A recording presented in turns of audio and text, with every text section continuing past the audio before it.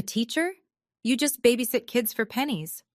My father said that in front of 40 guests, 3 cousins I hadn't seen in a decade, and my 4-year-old daughter, who was sitting on my husband's lap. My husband didn't flinch. He set down his fork, placed his napkin on the table, and he looked at my father the way you look at someone who just confirmed everything you already knew about them. He didn't say a word. 2 days later, my father would be sitting in a room full of 300 people, watching that same man receive something Gerald Whitfield could never buy with all the dealership money in Georgia. And for the first time in 67 years, my father had nothing to say. But I'm getting ahead of myself. What happened in those 2 days changed 5 relationships in my family, permanently. And it started with a phone call I should never have answered. Before I go on, please take a moment to like and subscribe, but only if you genuinely connect with this story. Drop your location and local time in the comments. I'm always amazed at where you all are watching from. My name is Cora. I'm 33. I'm a nurse in Savannah, Georgia. And this is the story of how my father tried to destroy my marriage at his own anniversary party, and how a quiet man in a $20 tie answered him without raising his voice. Now let me take you back 8 weeks ago, to the evening my mother's number appeared on my phone for the first time in 5 years. I was kneeling beside the bathtub, rinsing shampoo out of Lily's hair, when my phone buzzed on the tile floor. The screen said Mom, not Mom with a heart emoji like some people have, just Mom. Capital letters, no photo, no contact card. I deleted everything else 5 years ago. I only kept the number in case of an emergency, death or hospitalization. Those were the only 2 reasons I told myself I'd ever pick up. But I picked up anyway. Cora? Her voice was already wet, already trembling. My mother could cry on command. I'd known that since I was 12. But this sounded different, thinner, older. Hi, Mom. Your father and I, we're having our 45th anniversary. A big gathering, family, friends, the whole neighborhood. I didn't say anything. Lily splashed her rubber duck. He's different, Cora. He asks about you. Last Christmas he sat in Lily's nursery, the room we set up for her when you were pregnant. He just sat there. I closed my eyes. 5 years ago, my father had stood in his kitchen, the same kitchen where he taught me to scramble eggs, and given me an ultimatum. His exact words, "You drop that teacher, or you don't walk through this door again." I chose Nathan. The door slammed. 5 years of silence followed. Now Diane was filling that silence with tears. Lily deserves to know her grandparents. Megan's already talked to your father. Everyone's ready. You're the only one who hasn't come home. There it was, the framing. I was the holdout. I was the problem. I looked at Lily. She was 4 years old and had never met her grandparents. She didn't know their faces, their voices, the smell of my mother's lavender lotion. That was the weakness, and my mother knew exactly where to press. I'll think about it, Mom. That's all I'm asking, sweetheart. She hung up. Lily looked at me. Who was that, Mommy? I didn't answer right away. Nathan was at the kitchen table grading essays when I came downstairs. Red pen in one hand, mug of cold coffee in the other. He had a stack of 11th grade papers on the Reconstruction era, and he was circling a paragraph with the kind of care most people reserve for legal contracts. My mom called, I said. He didn't look up right away. He finished his mark, capped the pen, and then gave me his full attention. That was Nathan. He never half listened. She wants us to come to their 45th anniversary, a big reunion, the whole family. When? Next Saturday. He was quiet for a moment, not the hesitant kind of quiet, the thinking kind. If you want to go, he said, we go, but I need you to know something. I'm not going to pretend to be someone I'm not. I'd never ask you to. I know, I'm just saying it out loud. I sat across from him. Between the essay stacks, I noticed a large manila envelope, thick, official-looking, stamped with the Chatham County Board of Education seal. It was already opened, the letter halfway pulled out, then tucked back in like he'd read it and set it aside. What's that? I asked. Nathan glanced at it, slid it under a pile of papers. Nothing urgent, school stuff. I let it go. I had bigger things on my mind. Lily's never met them, I said. Not once. She's 4, Nathan. She doesn't even know what a grandparent is. He reached across the table and took my hand. Then let's give her the chance. That's reason enough. We decided that Friday. Drive up from Savannah, 4 hours to the little town outside Atlanta where I grew up. Stay the weekend. Come back Sunday or Monday. I didn't ask about that envelope. I wish I had. It would have saved me 2 days of thinking my husband didn't care about what my father said to him. The drive took 4 hours and 12 minutes. I know because Lily asked, "Are we there yet?" Exactly 17 times, and I counted every one. My parents' house hadn't changed. Ranch style, red brick, wide front lawn, American flag on the porch post. The same azalea bushes my mother planted when I was in middle school. The same cracked driveway where I learned to ride a bike. Everything frozen in place, like the house had been holding its breath for 5 years, waiting. My mother was at the door before we even parked. She came down the steps fast. Too fast for a 65-year-old woman who claimed her knees were giving out, and wrapped her arms around me. She smelled like lavender and hairspray. She held on for a long time, crying into my shoulder. "Oh, Cora. Oh, my girl." My father stood behind her in the doorway. He was wearing his good khakis and a polo shirt, his version of dressing up. He looked older, thinner in the shoulders.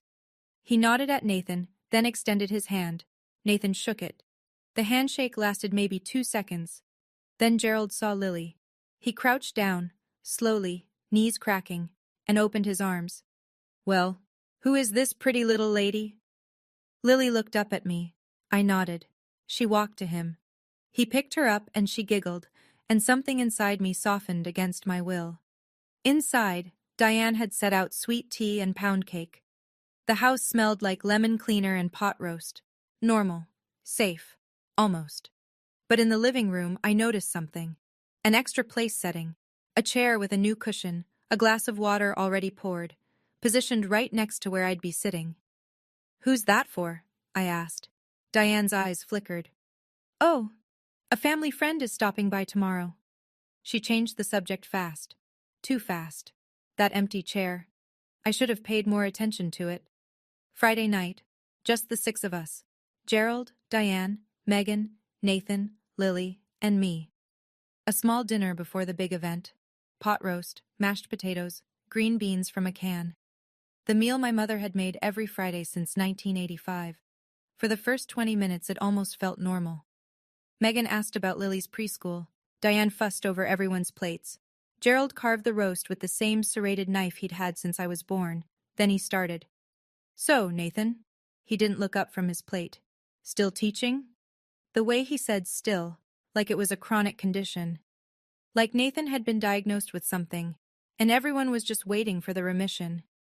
"Yes, sir. 11th grade American history. I also coach the debate team." Gerald chewed, swallowed, wiped his mouth.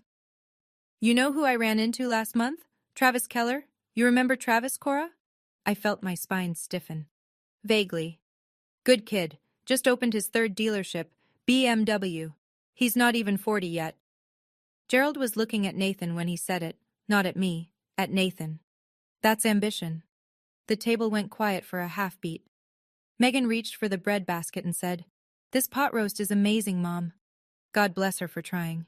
Under the table, I found Nathan's hand. He squeezed mine once. Calm, steady.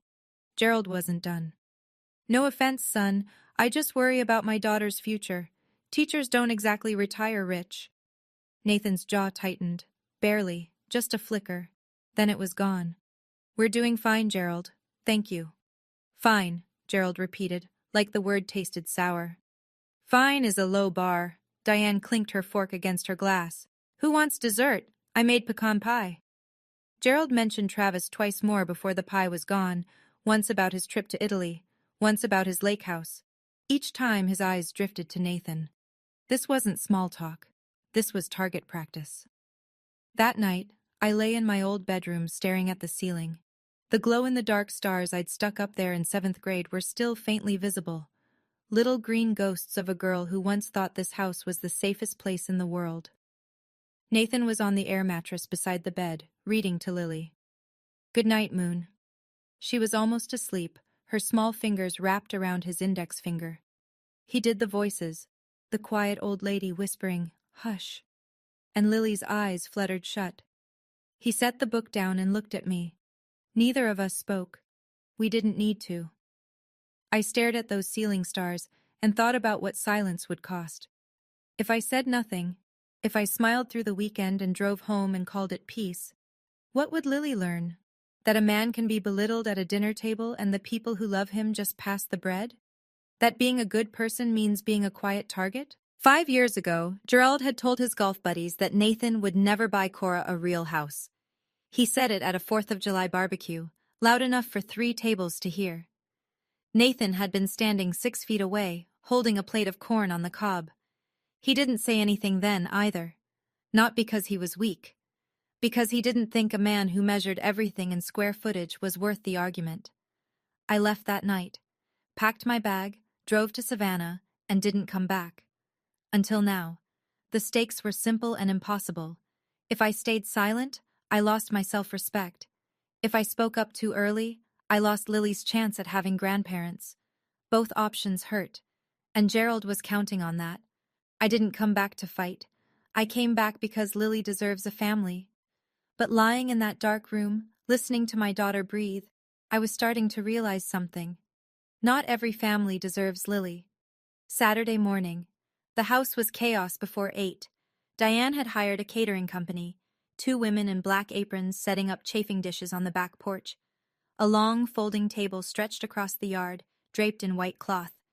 At the head of the driveway, a hand-painted banner read, "Whitfield family, 45 years. Gerald was in the backyard directing traffic like a general. Move that table 6 inches left. No, the good chairs go in front. Where are the name cards? Name cards. At a family barbecue." I found him arranging place settings and asked, "Dad, how many people are coming?" "About 40, maybe 45. "And you invited the Kellers?" He didn't look up. "Travis is coming, yes. He's doing real well, Cora. You should catch up." I let a beat pass. "Did you invite Travis because of me?" He laughed, short, dismissive. "Don't flatter yourself. He's a family friend." Family friend. Travis Keller had been to our house exactly twice before I left. Both times at Gerald's invitation, both times seated next to me, both times after Gerald had loudly announced Travis's latest financial achievement. Family friend was a generous description. Megan found me in the kitchen 10 minutes later. She pulled me into the pantry, between the canned peaches and the bulk rice, and whispered, "Dad's been talking about Travis all week. He called him 2 days ago to confirm. Be careful." "Careful how?" She bit her lip. "He put Travis's name card next to your seat. I moved it. He put it back." My stomach dropped. Then Megan said something else, almost as an afterthought. "Oh, someone from Nathan's school called the house last week, asked if Nathan was going to some ceremony on Monday. I didn't catch the details. I told them he was traveling." I didn't connect it. Not yet. I should have. The first guests arrived at noon. By 1 o'clock, the backyard was full. Aunts and uncles I hadn't seen since my 20s. Second cousins whose names I'd forgotten. Neighbors who still called me Little Cora, even though I was 33 with a nursing degree and a child. Country music drifted from a Bluetooth speaker on the porch railing. Kids chased each other across the lawn. Diane floated between tables, refilling sweet tea and accepting compliments on the hydrangeas. And then a red BMW pulled into the driveway. Travis Keller stepped out like he was arriving at a magazine shoot. Navy blazer, no tie, loafers with no socks. He was 36 and looked it, in the way that money makes you look, tanned, groomed, confident. Gerald crossed the yard in 4 strides. He shook Travis's hand with both of his. I watched from the porch. My father hadn't greeted Nathan with half that warmth. "Cora," Gerald called. "Come say hello." I walked over with Nathan beside me. Lily was on Nathan's hip, picking at a flower she'd pulled from the garden. "Cora, you remember Travis? He just got back from a trip to Italy. Tell her, Travis." Travis smiled. Polite, rehearsed. "The Amalfi Coast. Incredible." "And this is Nathan," Gerald said. He paused before the word. "Cora's husband." The pause was a scalpel, small and precise. Everyone heard it. Travis extended his hand. Nathan shifted Lily to his other hip and shook it. Good to meet you, Nathan said.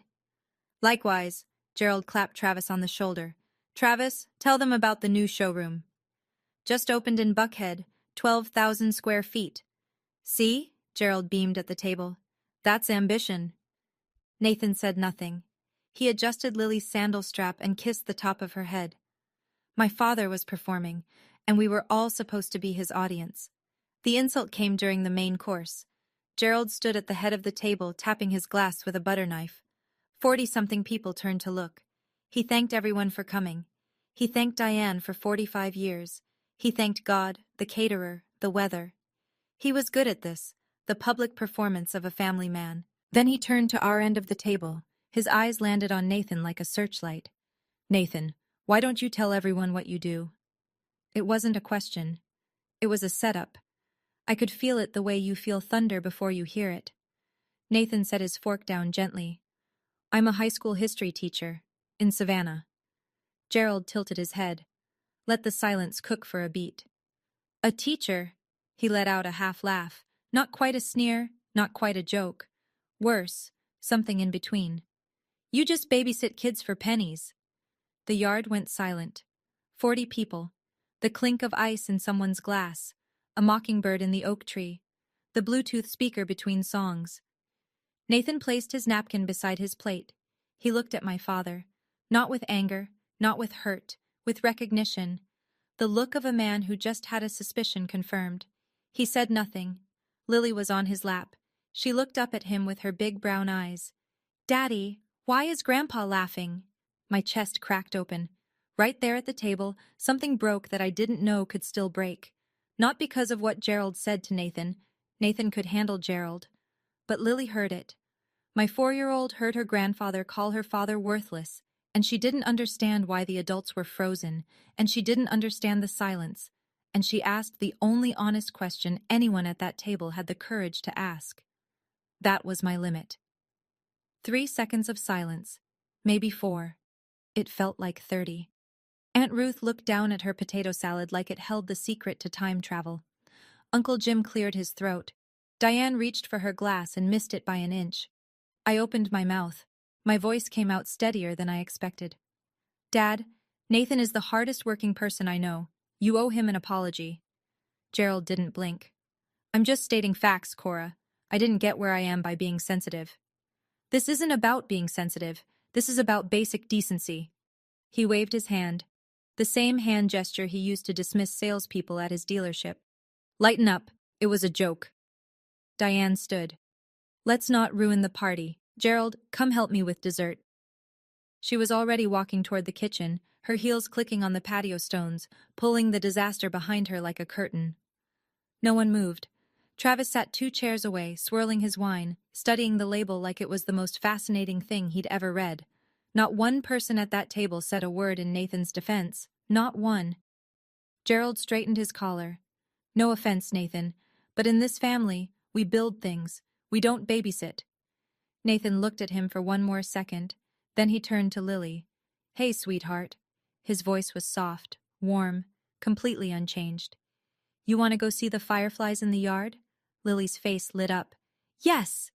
He lifted her off his lap, took her hand, and they walked across the lawn together, past the banner that read Whitfield Family. 45 years. Past the catering table, past the 40 guests who watched them go and then turned back to their plates as if nothing had happened. That was the moment I realized this family didn't just fail to protect us. They participated. I wanted to leave that night. I told Nathan while Lily slept between us on the air mattress, her small chest rising and falling like a metronome. My voice was a whisper, but the anger wasn't. We're leaving tomorrow morning. First thing. I'm done. Nathan propped himself on his elbow. In the dark, I could only see the outline of his face. I need to ask you something, he said. Can we stay until Monday? I almost laughed. Monday? Why would you want to spend one more minute in this house? We won't be in this house. We'll be in Savannah. He reached over to his bag on the floor and pulled out the manila envelope, the one from the kitchen table back home, the one stamped with the Chatham County Board of Education seal, the one I saw and didn't ask about. He handed it to me. I opened it in the faint light from the window. A formal letter, embossed letterhead, Words I had to read twice to believe. Teacher of the Year? Chatham County. The ceremony is Monday afternoon at the Civic Center. I stared at him. Nathan, when did you find out? 3 weeks ago. 3 weeks. And you didn't tell me? He was quiet. Then, I didn't want you to think I was trying to prove something to your father. That's not what this is about. It was never about him. Then what is it about? My students wrote letters. My principal said they've been planning this for months. I wasn't going to go. But Marcus, you remember Marcus Hall? He called me yesterday and said he's flying in from Atlanta to speak. I held the letter against my chest in the dark. My husband had been carrying this in his bag the entire trip and hadn't said a word. Not when Gerald called him a babysitter, not when 40 people looked away. He didn't need Gerald's approval. He never had. Sunday morning. Megan texted me at 7. Coffee? That place on Main?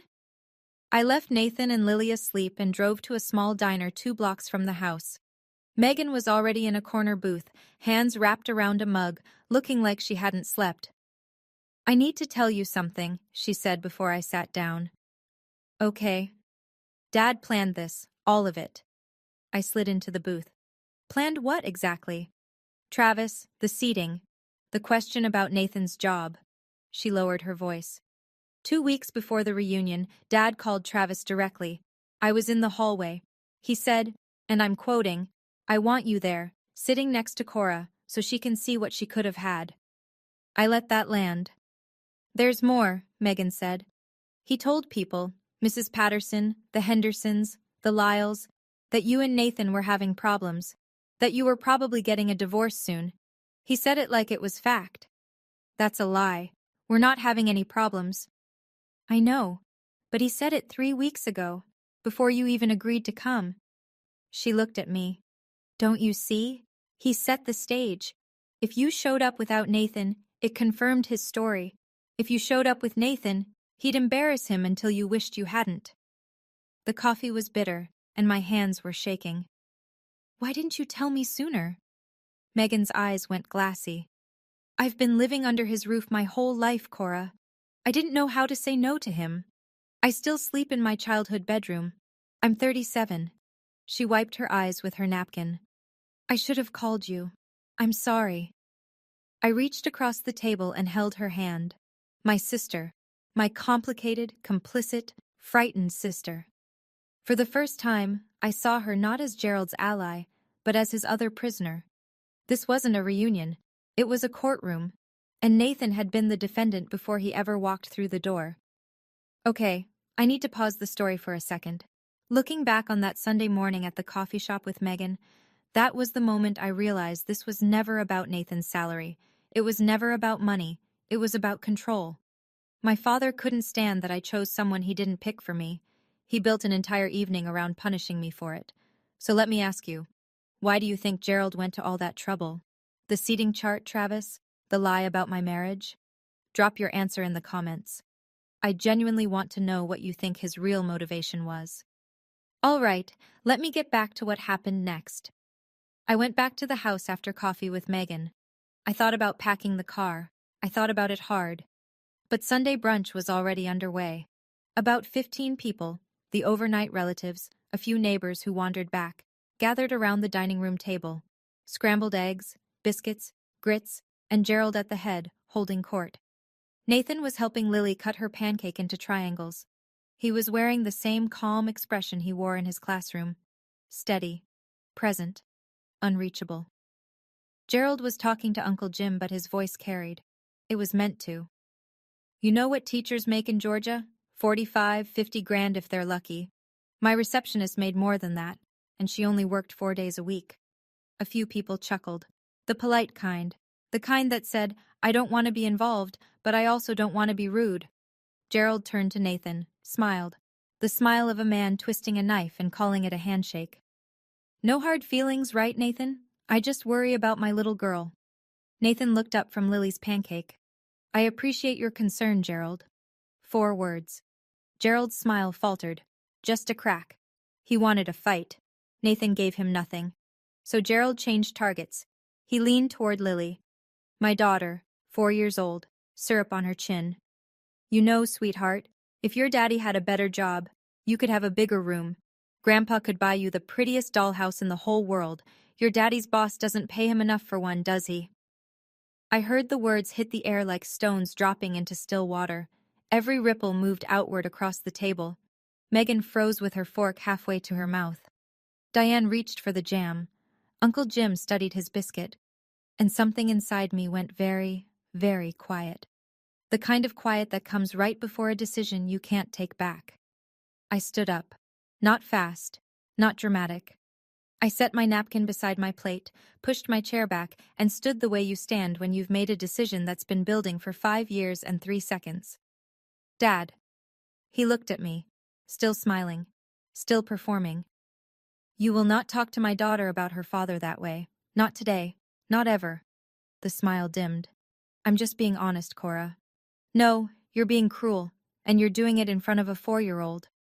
Diane's hand shot across the table toward mine. Cora, don't make a scene. Mom. I looked at her. A scene was made the second Dad decided to humiliate my husband at his own anniversary party. I just wasn't the one who made it. The room went tight. 15 people breathing shallow. Uncle Jim set down his fork. Aunt Ruth pressed her lips together and stared at the tablecloth. Then Megan did something I never expected. She stood up. She didn't say a word. She just pushed her chair back and walked around the table until she was standing beside me, shoulder to shoulder. It was a small thing, 6 steps and a change of position. But in this family, where geography at the table was politics, it was seismic. Gerald's face shifted. The performance cracked. You're choosing a teacher over your own family. His voice dropped low. Not shouting. Worse. Cold. Again. I looked at him. My father, 67 years old, standing at the head of his table in his own house, surrounded by people who were afraid to disagree with him. I'm choosing my family, I said. Nathan and Lily are my family. He held my gaze. I held his. You don't get to define my family's worth by the size of a paycheck. The silence after that sentence was the loudest sound in the room. Gerald's neck went red. It started below his collar and climbed like a vine. If you walk out that door, he said, don't come back. I almost smiled. Almost. Because he'd said those exact words to me 5 years ago, in this exact house, with that exact tone. And here we were, same script, same man, same threat. You said that 5 years ago, Dad. I survived. I turned to Nathan. He was already standing, Lily on his hip. Our bag was by the door. He'd packed it that morning, quietly, without being asked. Because Nathan always knew before I did when it was time to go. We walked to the front door, 15 people at the table, and not one of them moved. Not to stop us, not to follow, except Diane. She caught my arm in the hallway. Her mascara was running. Please don't go. He'll calm down. He doesn't need to calm down, Mom. I turned to face her. He needs to change, and you need to stop making excuses for him. She opened her mouth, closed it, opened it again. Nothing came out. Nathan buckled Lily into her car seat. I loaded the bag into the trunk. The Georgia sun was brutal and indifferent. Megan came through the front door, walking fast. She leaned into my open car window, eyes red, voice barely above a whisper. I'll call you tonight. I squeezed her hand through the window. Then I put the car in reverse. As we backed out of the driveway, I looked in the rearview mirror. Gerald was standing on the porch, arms crossed, jaw set. Diane was beside him, clutching a dish towel. Neither of them waved. Lily's voice came from the back seat, small, clear. Are we going home, Mommy? Nathan turned around and smiled at her. Not yet, Ladybug. Daddy has something to do tomorrow. I didn't know it yet, but tomorrow would be the day everything shifted. We drove to a motel 20 minutes from my parents' house. I didn't want to make the 4-hour drive to Savannah that night. Not upset, not in the dark with Lily in the back seat. We'd leave first thing Monday morning. Nathan didn't push. He carried Lily inside, tucked her into the stiff motel bed, and sat on the edge while she fell asleep with her stuffed elephant. Are you okay? I asked from the doorway. He looked at me. I'm better than okay. I just didn't want Lily to hear those things.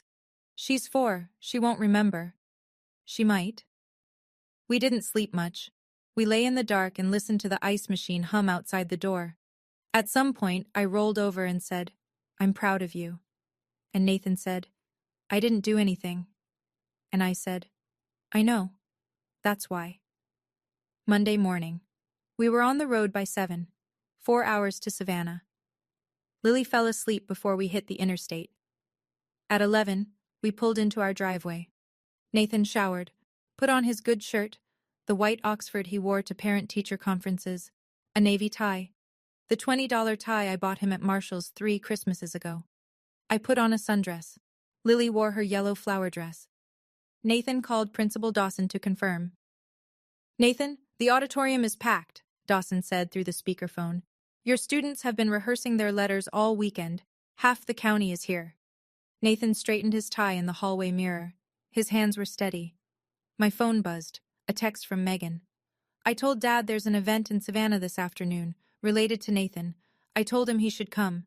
He's still at the hotel. He said yes." My heart hammered. He doesn't know what it is? No, he thinks it'll prove him right. I set the phone down. My hands were shaking, but not from fear. The Chatham County Civic Center was built in the 70s and still smelled like old carpet and ambition, but today it was transformed. A banner across the stage read, "Chatham County, Teacher of the Year, 2026. Rows of folding chairs filled the auditorium. More than 300 people, teachers in their professional best, parents with programs in their laps, students fidgeting, whispering, holding handmade signs. Nathan walked in through the side entrance. Principal Dawson met him with a handshake and a lapel pin. I took Lily to the 3rd row.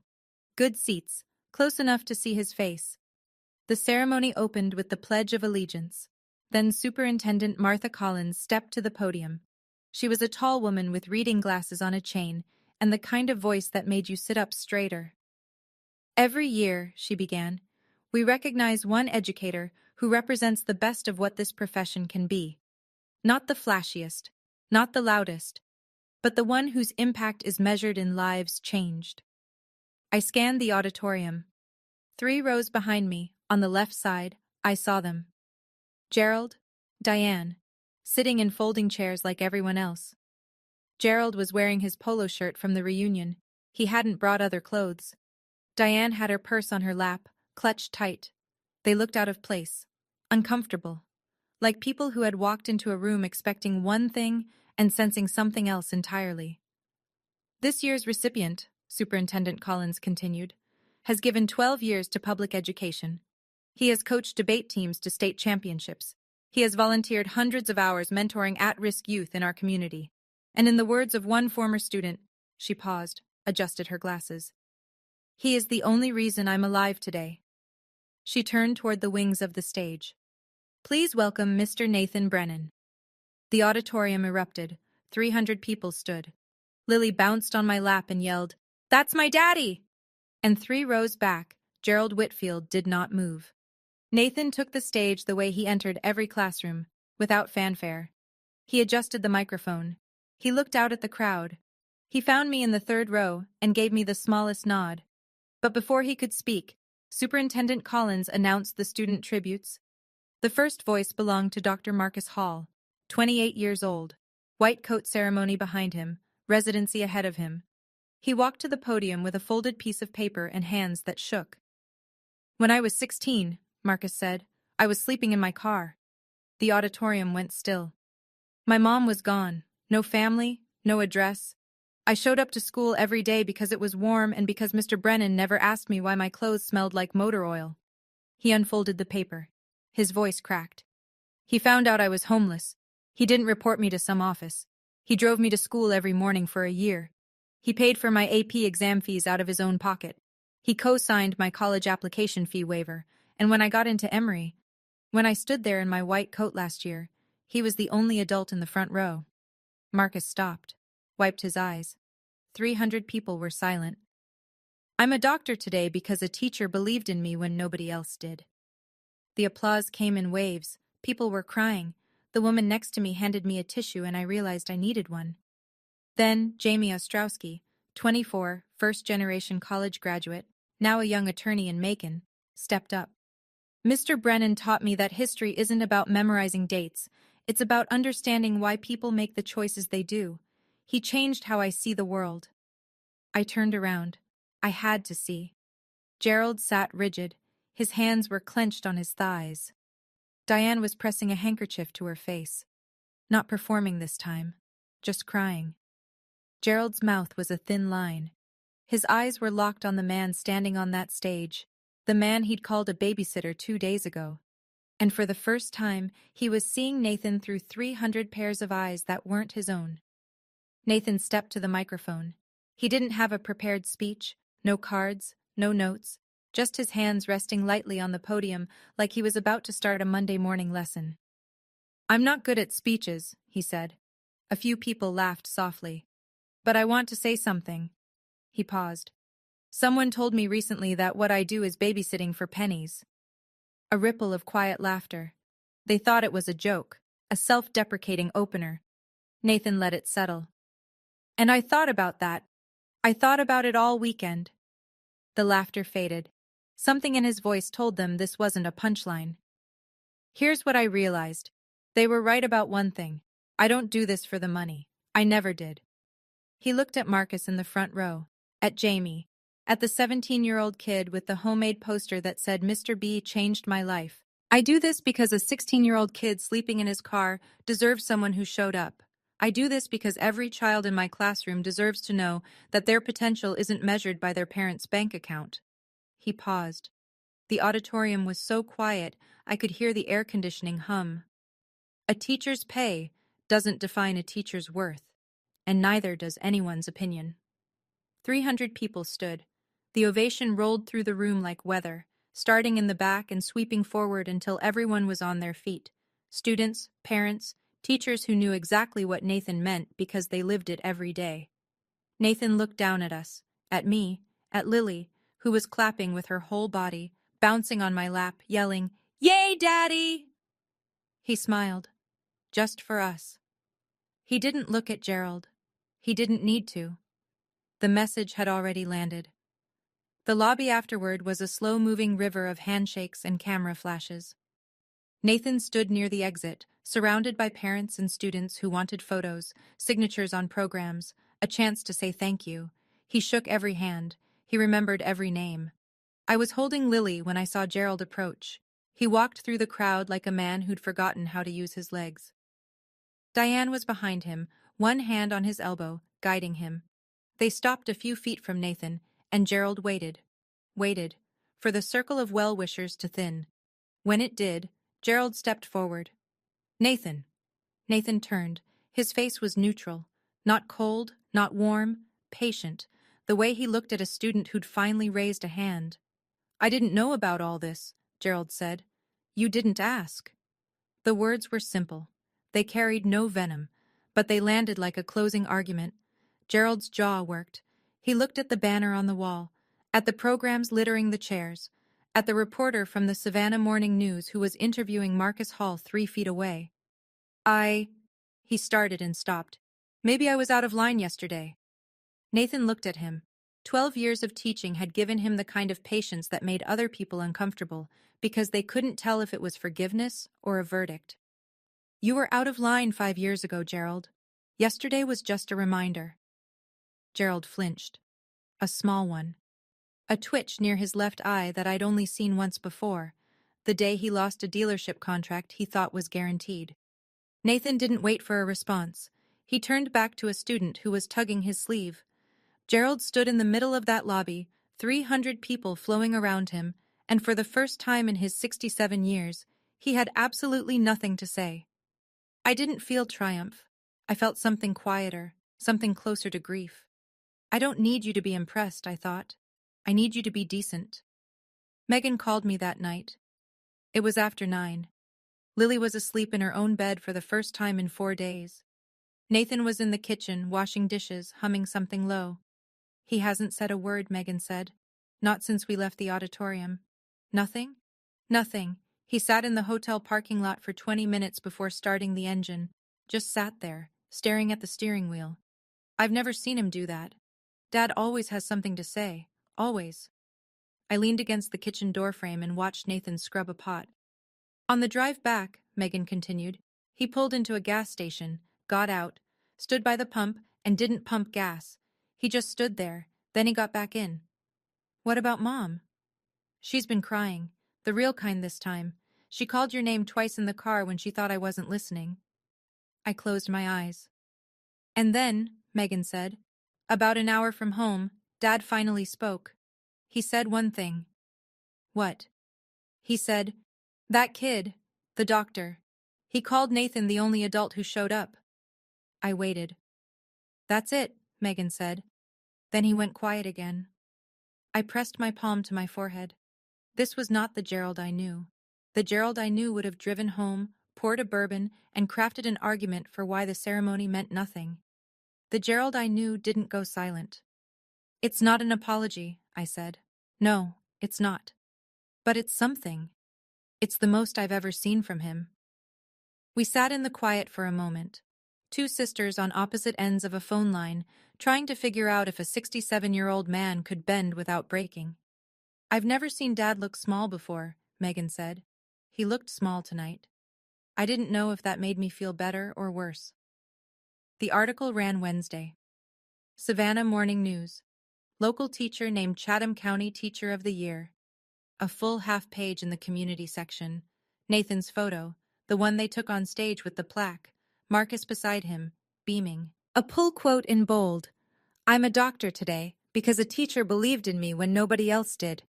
The reporter had called Nathan on Tuesday for a follow-up. She asked about the mentorship program he ran on weekends. She asked about the debate team's state championship run. She asked how it felt to be recognized. Nathan said, the recognition belongs to my students. I just open the door. They walk through it. That quote made it into the article too. And then Megan did something small and deliberate.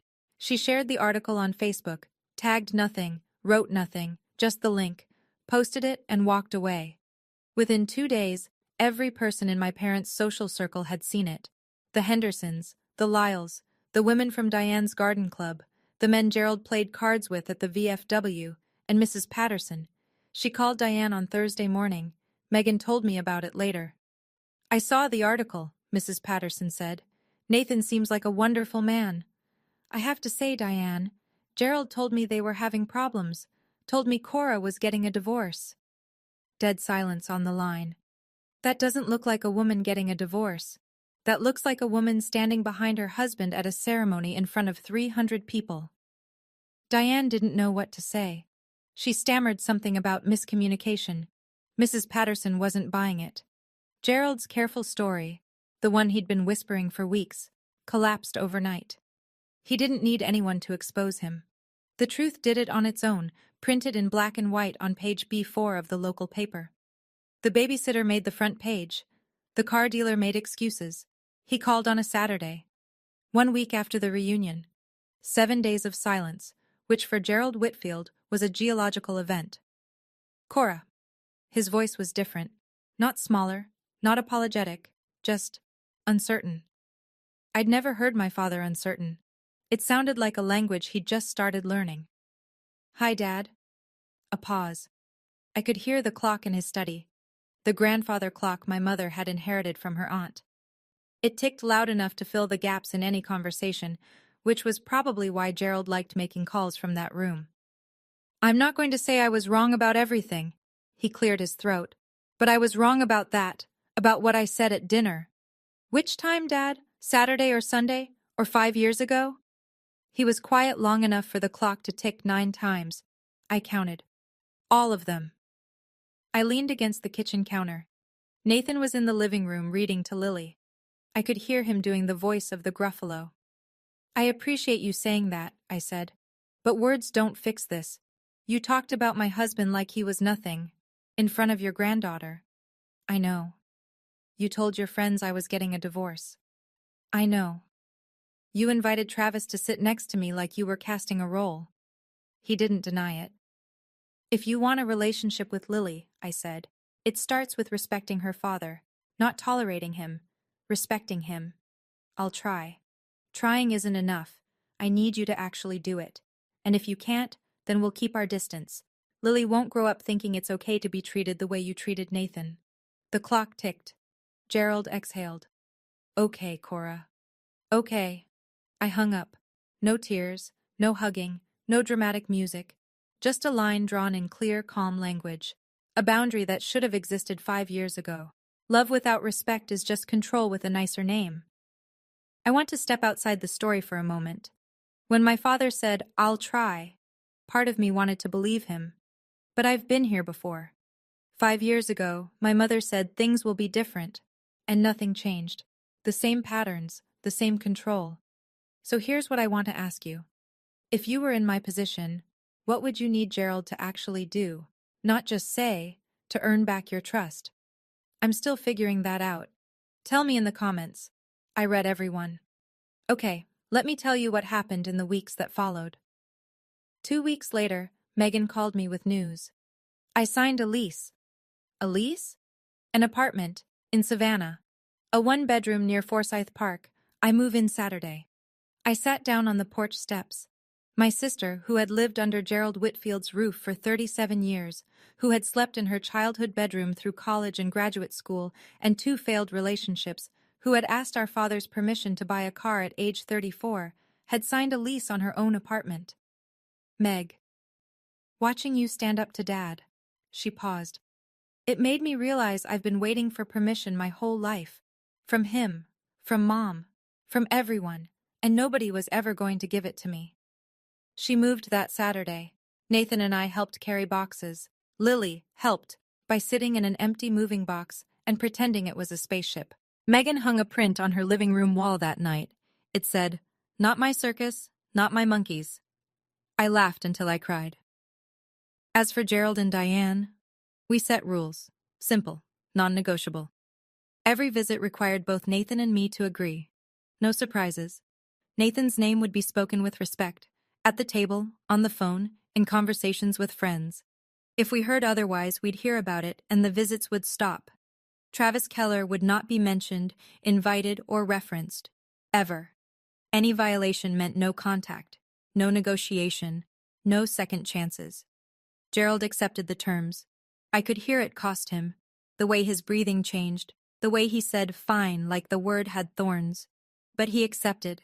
Because for the first time, he understood that he could lose both daughters at once, and his anniversary banner would hang in an empty yard. Nathan went back to school that Monday. Same tie, same lesson plan, same hallway. He didn't mention Gerald to anyone. He never had. A month later, I was picking Lily up from preschool when she ran to me across the playground with her backpack bouncing and her shoes untied. "Mommy, my teacher says Daddy is famous," I laughed. "Daddy isn't famous, baby. He's just good at what he does." She thought about that for a second, tilted her head the way she does when she's working through a big idea. Is that the same thing? I stopped walking. I looked at my daughter, 4 years old, shoelaces dragging, wisdom falling out of her mouth like spare change, and I thought about everything that had led to that sentence. "Yeah," I said. "Maybe it is." We drove home. Nathan's car was already in the driveway. Through the window I could see him at the kitchen table, grading papers, red pen in hand, mug of coffee going cold beside him. The same scene I'd walked into 1,000 times. The same man. Unchanged. Unbroken. His Teacher of the Year plaque sits on the bookshelf in our living room now. Next to it is a framed photo from the ceremony. Nathan and Lily on stage, Lily's arms around his neck, both of them laughing at something only they understood. I didn't go back to that reunion to get revenge. I went because I wanted my daughter to know her grandparents. What I got instead was a reminder that stayed with me every day since. You can't control how people see you, but you can control who you allow at your table. My father measured people in dollars. My husband measures them in potential. And every morning when Nathan Brennan puts on his $20 tie and drives to a building full of kids who need him, he is worth more than Gerald Whitfield ever understood. Respect isn't earned by a bank statement. It's earned by showing up, especially when no one's watching. That's my story. Thank you for staying until the end. It means more than you know. If you've ever had to set a boundary with someone you love, a parent, a sibling, someone who was supposed to be in your corner, I'd love to hear how you handled it. And if this story reminded you of someone who deserves more respect than they're getting, share it with them. There's another story waiting for you in the description. It's about a woman whose in-laws tried to take credit for everything she built. I think you'll connect with it. Hit subscribe so you don't miss it. I'll see you there.